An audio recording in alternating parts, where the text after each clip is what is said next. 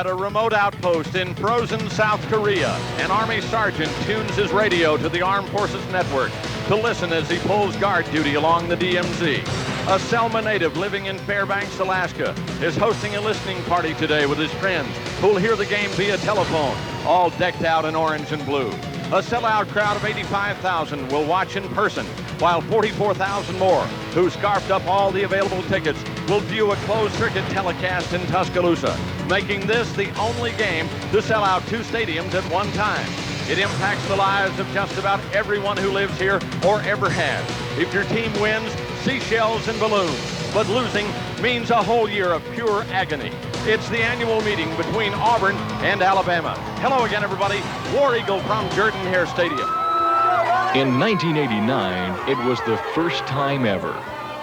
In 1993, it would be the crowning achievement for a team of destiny.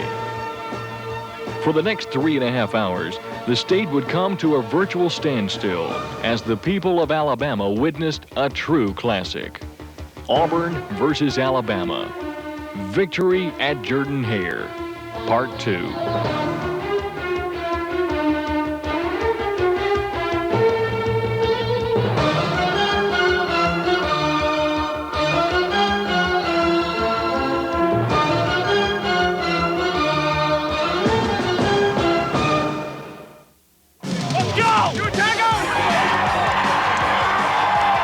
For the Auburn Tigers, their quest for perfection had come down to this: a gut-wrenching confrontation with the Crimson Tide. Auburn came into this tradition-filled matchup featuring a talented young head coach and a group of hungry players who had never savored the sweet taste of victory over their arch-rival. They had come so far since overcoming the preseason distractions of NCAA sanctions, recording 10 emotional wins, including upsets of Florida and Georgia. But they had never experienced a day like this one.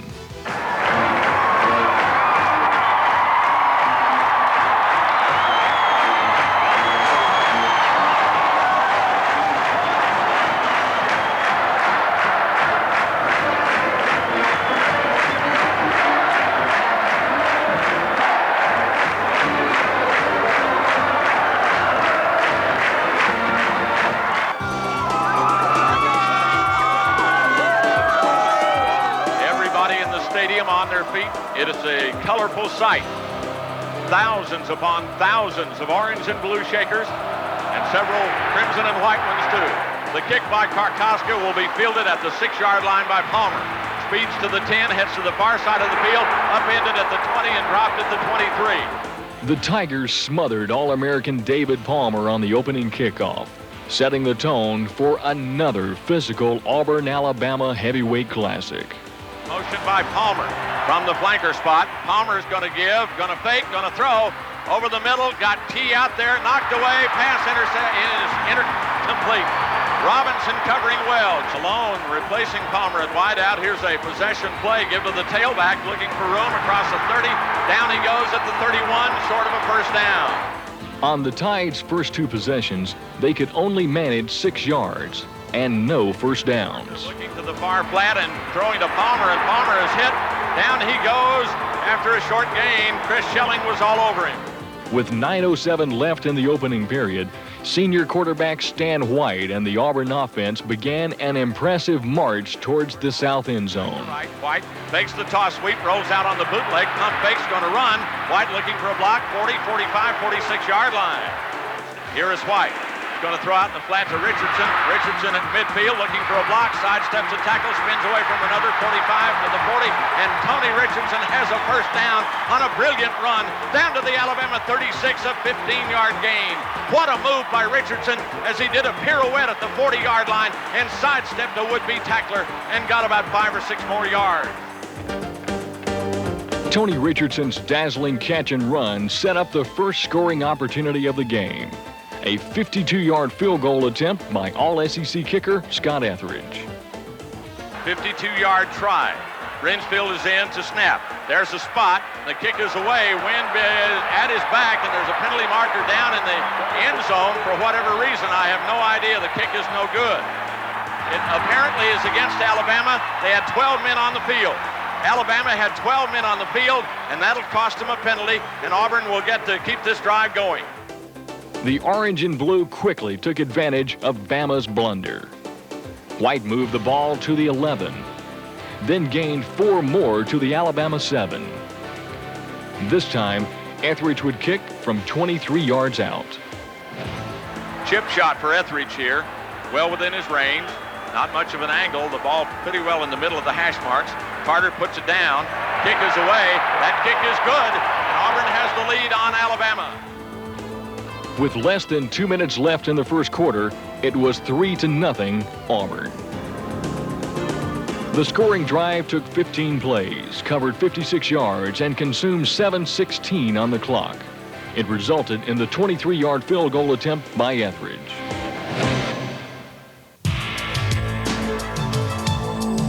As the first quarter drew to a close, the Auburn defense began to frustrate the Crimson Tide.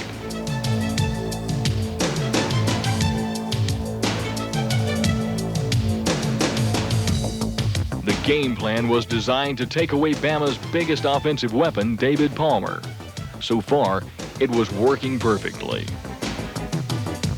But Alabama had a championship defense of its own, and it was hitting on all cylinders. Richardson is the fullback. Up under center is Stan White.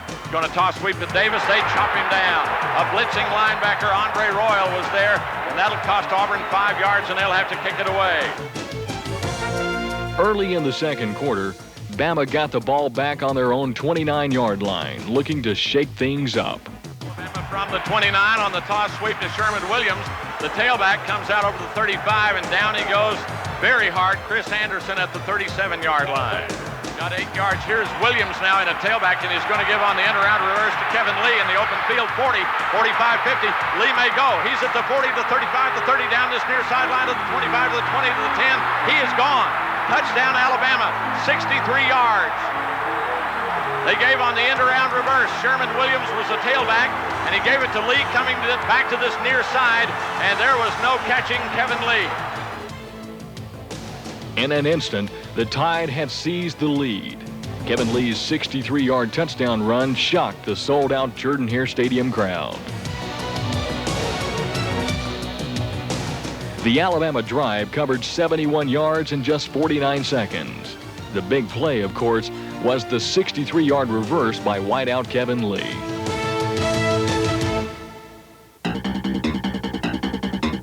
After the kickoff, Stan White looked to get the Tiger offense moving again. Both ends are split from the I set. Here's a play fake by Stan. He's going to set up, throw to this near boundary. He's got Bailey. He's got it at the 39. That's a completed pass. Diving toward the boundary, Thomas Bailey made sure he kept his feet inbound, and that's a 15-yard gain and a first down. However, just 3 plays later, the drive stalled, and the nation's leading punter, Terry Daniel, came on to do his thing. Not much of a rush, and he kicks an end-over-end boot. Palmer calls for the fair catch. Auburn racing down there trying to down it, and they will at the Alabama 3 or 4. Terry had done it again. His brilliant 49-yard effort pinned Alabama on its own 6-yard line.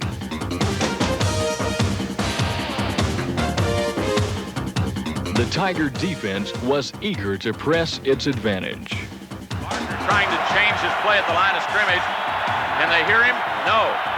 They break out of the eye. Barker again to throw from the end zone. He's in trouble. Barker goes down. That's an Auburn safety. He was hit from behind by Jason Miska. Auburn has recorded a safety, tackling Alabama's Jay Barker in the end zone. Jason Miska, the Auburn linebacker, the sophomore from Bridgeport, Connecticut, walk-on player, hit Barker from behind. Barker trying to throw out of the end zone for a second straight play. That time, they made him pay. The rare safety electrified the Auburn sideline and made the score Alabama 7, Auburn 5. But the Crimson Tide was the SEC Western Division champions. They were not about to back down. 7-5 lead. Here's Barker out of the eye. Barker play fakes to his tailback, setting up, going to throw long down the field. Lee has it at the 20-yard line and down at the 19. From the eye, toss sweep, tailback. Anderson got some room, 15. He's going to go to the 10 to the 5. Touchdown, Alabama. Anderson, 19 yards for the score. Nobody laid a hand on Chris Anderson as he got outside and turned that corner. Once again, the Tide had struck like lightning. The drive was just 2 plays and took 22 seconds to cover 53 yards, with Chris Anderson going around the left side 19 yards for the touchdown. With just 1:08 left in the half, the orange and blue had little chance to make anything happen offensively. Bama's league-leading defense had been stifling. The third-ranked Auburn defense had been just as suffocating, although they had twice been beaten by the big play. As the teams left the field at halftime, the scoreboard read Alabama 14, Auburn 5. At the half, Alabama was leading on the scoreboard and in total yardage, but Auburn had more than a 2-to-1 advantage in time of possession.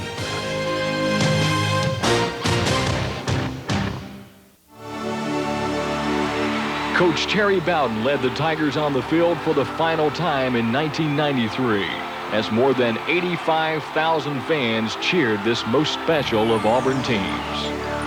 It had been a Cinderella season for these players. With 30 minutes left, would they live out their dream of a perfect year, or would Alabama bring this fairy tale story to a crashing end?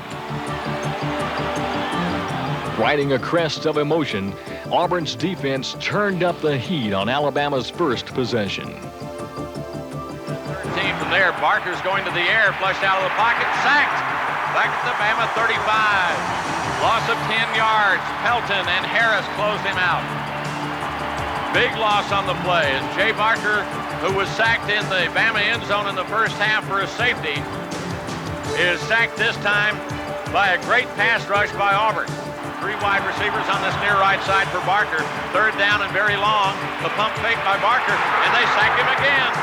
This time it's Anthony Harris on a delayed blitz, dropping Jay Barker back inside the Alabama 30, where it'll be 4th down and a half a mile.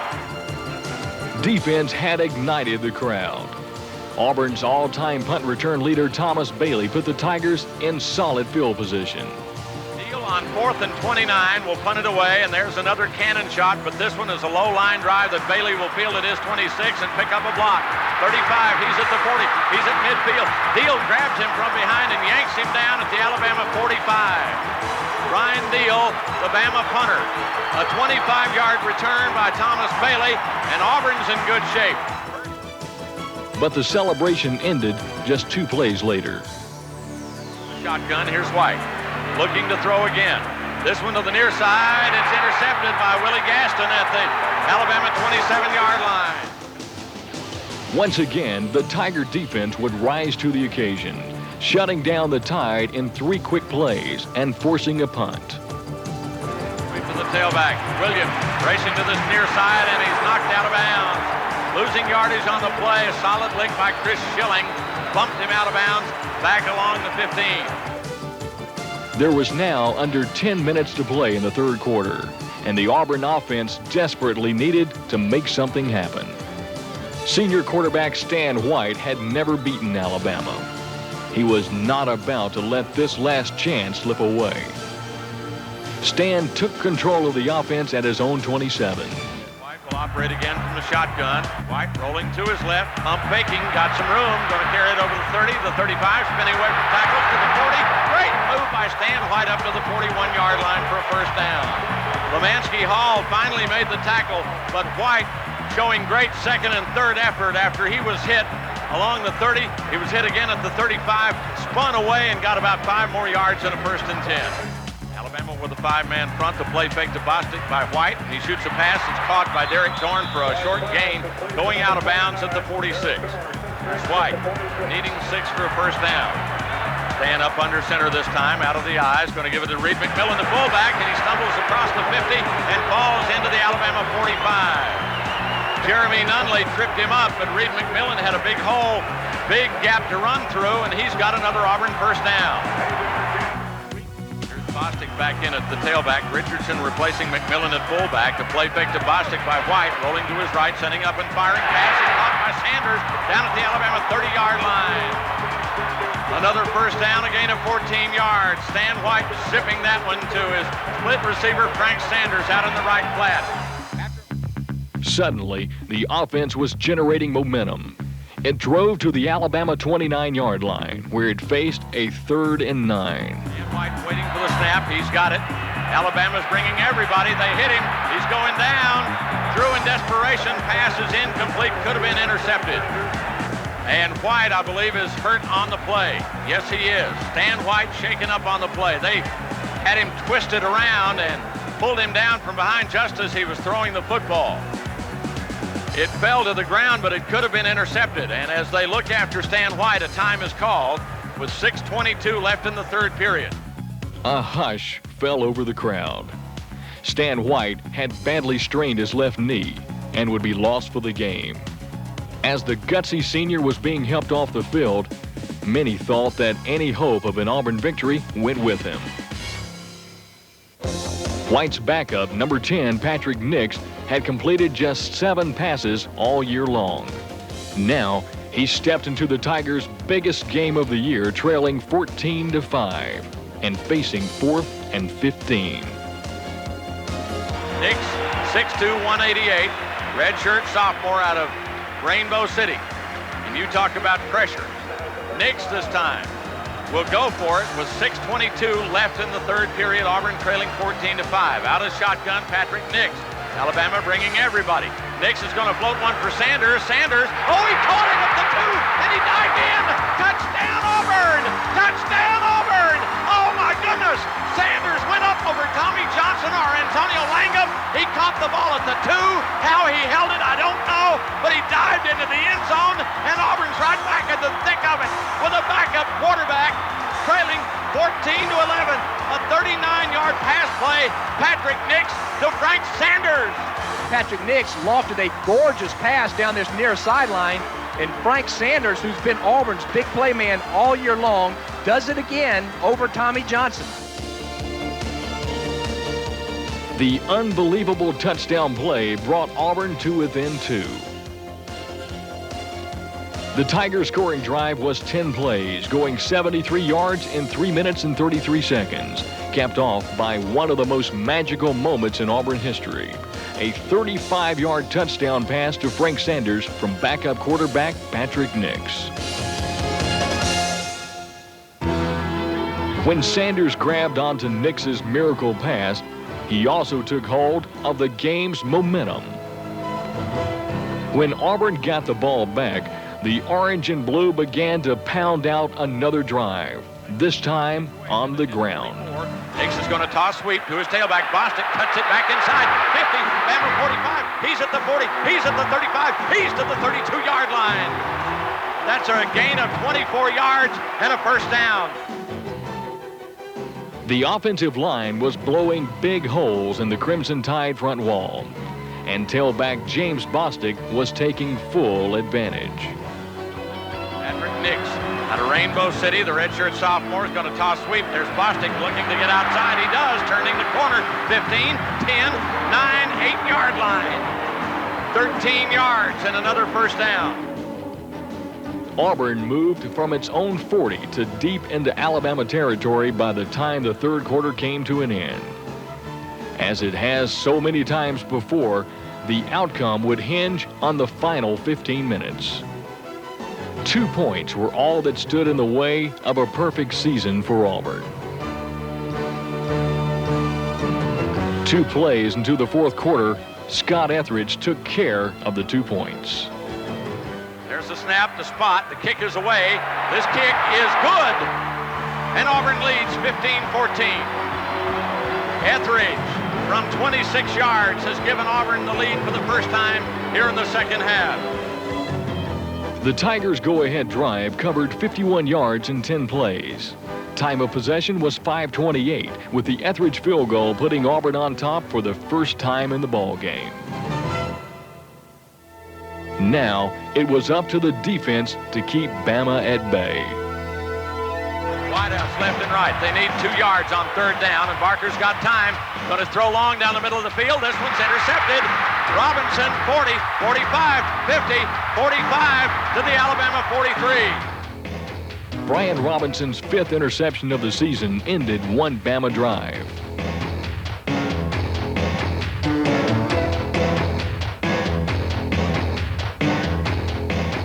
On their next possession, the Crimson Tide faced a 4th and inches on their own 29. It was gut check time for the Tiger defense. They'll go with a pair of fullbacks, Lynch and Turner, and 2 tight ends. Barker's going to give it to Lynch, up and over, did not make it. He didn't make it. They stopped him a yard short. They stopped him. They stopped him. Auburn's got it. Folks, Auburn's got the ball at the Alabama 29. Who was it? Miska and Whitehead. Miska and Whitehead went under, and Lynch tried to hurdle him, and he couldn't get over. Barker reversed out, gave the ball to Terrence Lynch over right guard, and a host of Auburn players, everybody in there, 8 or 9 of the Auburn 11 defenders in there, and Auburn now has an opportunity up by 1 point, 15-14 Auburn, 8 minutes, 55 seconds remaining. Auburn has the ball 1st and 10 on the Alabama 29. Now, Coach Bowden wanted to use the clock and mount one more scoring drive that would put this one away. Out of the shotgun, he's got time, and he floats one over the middle to Richardson. Sidesteps one man, 25. Richardson pulls in to the Alabama 20. Fullback Tony Richardson and his backfield partner James Bostic punished the Alabama defense. High formation, Reed McMillan is the fullback. It's going to be the tailback. Bostic a hold, 15-10. Bostic to 5. Bostic dragging tacklers with him to the 2-yard line.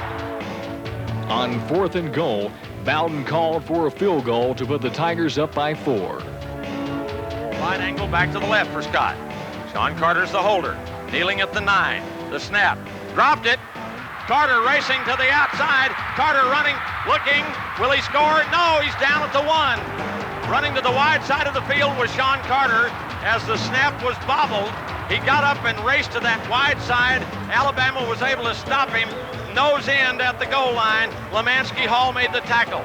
Sean Carter, a wide receiver by trade and one of the best holders in the business, was racing to get outside and turn that corner. Alabama had hold of him and they were dragging him down. He was trying to back up into the end zone, but they got him down literally at the goal line. The broken play kept the lead at just 1. The Crimson Tide was still in this ball game. That crowd in the end zone down to the south, right behind Barker, making as much noise as you ever heard. Palmer and Malone are the wideouts. I formation in the backfield. Again, Barker out of the play fake is going to throw down the middle. Palmer caught it falling down at the 24-yard line. Once again, the stubborn Tiger D refused to break. They had completely shut down Alabama in the second half, allowing just 1 first down, never letting Alabama into Auburn territory. With the Crimson Tide now desperate for a big play, they went for it all on 4th and 10. If Auburn can hold them here, you've got to like the Tigers' chances. With all the noise in the world. Motion by Chris Anderson to the short side of the field, slot formation to the left. Barker to throw. Barker's going long for Todrick Malone. Ball is intercepted down at the Auburn 30-yard line. It was Del McGee. Del McGee on the interception. Alabama throwing the pass interception. Auburn's got the football. 15-14, they lead with 2:32 to go. On the very next play, James Bostic put his signature on this classic. 2:32 to go on a first down play. Here up the middle, Bostic, 5 yards, 10 yards, 45 Bostic, 50 Bostic, racing to the 45 to the 40, breaking a tackle to the 30, to the 20, to the 10. He's gone. Touchdown, Auburn! Well, I guess that lets you know that the Alabama defense, Jim, was a little bit tired. Boy, did James Bostic ever break that one. He had 3 touchdowns against Georgia coming in this week as the SEC Player of the Week offensively, 183 yards in that game, and that big man just broke it over the right side and outran everybody and broke another tackle around the 25-yard line. Great speed, great power. What blocking by the Auburn offensive line. 70 yards. Bostic's 70-yard touchdown dash put the finishing touches on this Auburn masterpiece.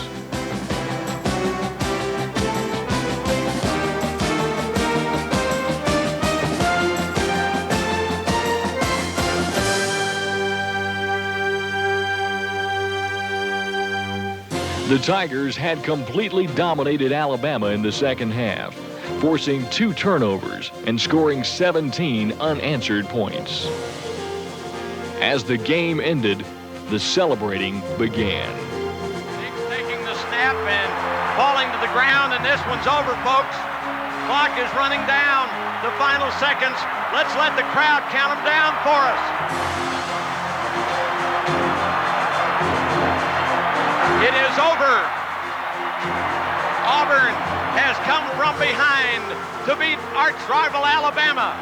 And the Auburn Tigers have put away the Crimson Tide by the score of 22-14. 11-0.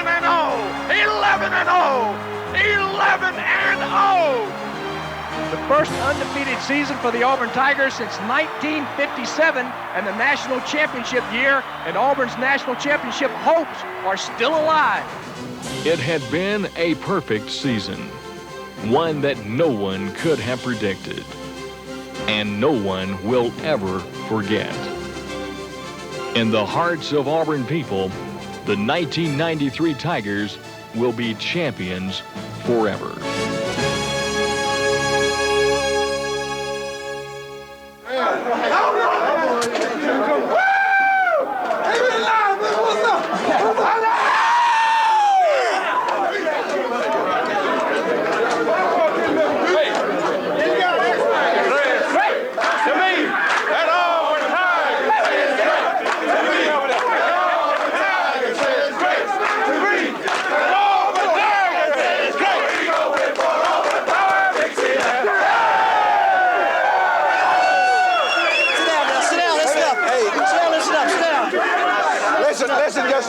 Sit down, let's let Coach stay for something. Let me just, I won't be able to suck it, man, and it's not going to be emotional.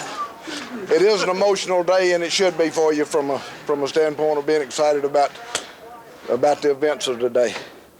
But I wanted to come by the dressing room, win, lose, or draw. I was going to be here to thank Terry and his staff and all of the people, Dr. Muse, administrators, everybody, for making me feel a part of this football team. Now, you can't imagine how important that's been to me. The players, same thing. Just, I mean, our relationship, and it's just been made my life a joyous one this fall, and watching you play, watching you grow, and being able to pull for you, and knowing the kind of quality and the character that we had in this program. Now, some of you may not like for me to say this, but I'm gonna say that we did not leave great ability 3 or 4 deep in every position. We got enough ability and we got quality ability.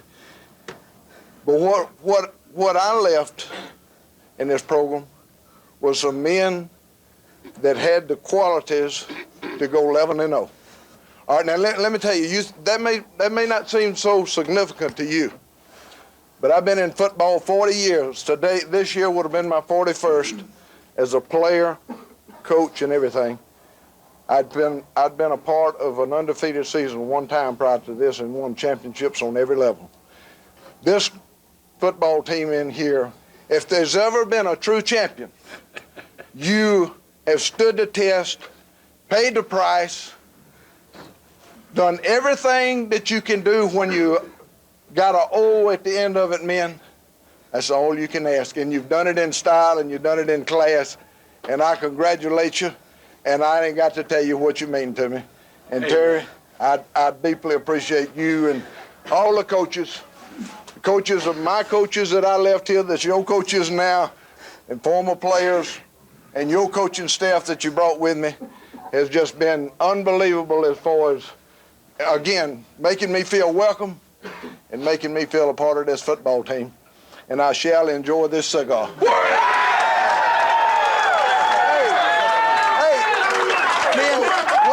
Let me say this.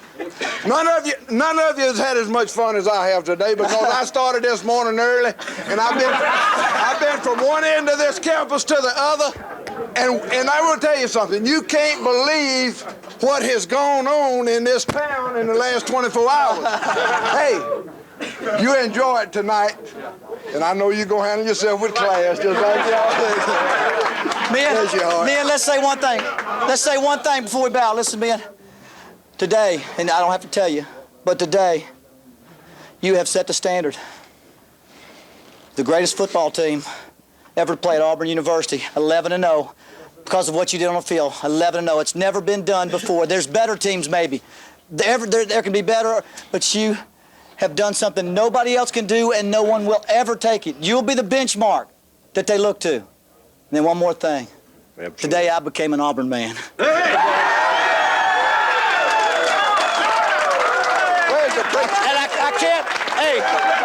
And I can't believe it took so long. Let's bow for a word of prayer. Let's bow. Okay, buddy. Oh God, we just give you thanks. We give you thanks for all you have done for us to give us the relationships, the love between each other, the wisdom that you had to give us the leadership that you've given us, for giving us the opportunity to come to Auburn and to know each other and to take us as low as you could take us, just so you could bring us to our highest point. We thank you for all your blessings. Take Alabama home safely. Heal their injured. Be with their spirit. Any glory we receive, let it be in your name. In Christ's name, amen. Amen. We love you, man.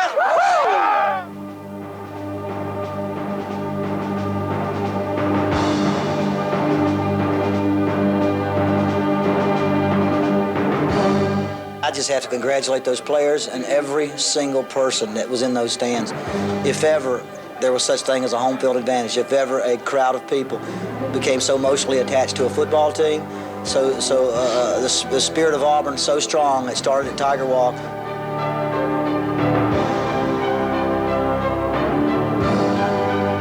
We had some tough times at Auburn, but to finish up 11-0 at home, in front of we got the greatest fans in the world, and it's the best way to go out. If you were writing a book, this would be the end right here. And put the period right here.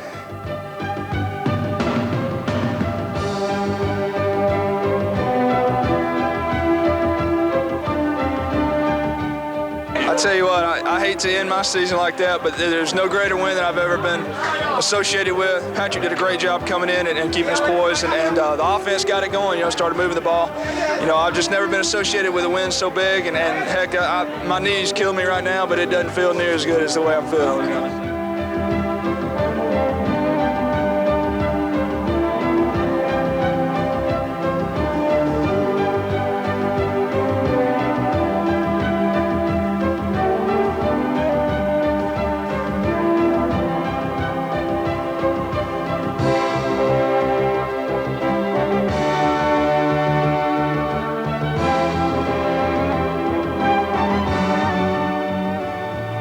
said 278 Z takeoff. And I was like, what? I thought we were gonna punt, but you know what I mean? I guess it's just something to come in with confidence boosters. Coach Bowden did a great job of calling. I mean, he stepped it up when he had to. I think that's the way fairy tales are. I mean, that's the way it's supposed to end. It's Patrick Nix is supposed to come in and throw the winning touchdown pass for an injured Stan White, because that's the way this season is supposed to go.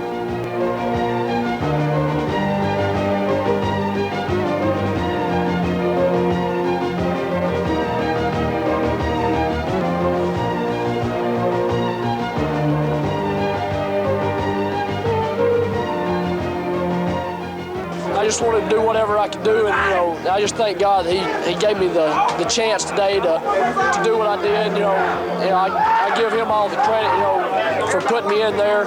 Offensive line, running backs, defense, they carried it,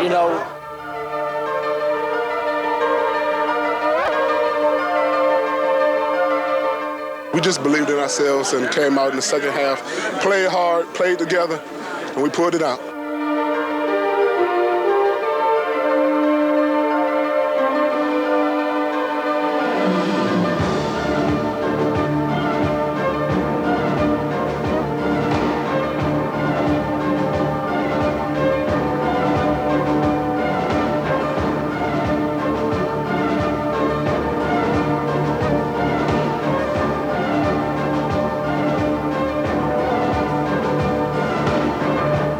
Can't nobody take this away from us. It's the best year it's made 5 years. It's beautiful. I love it.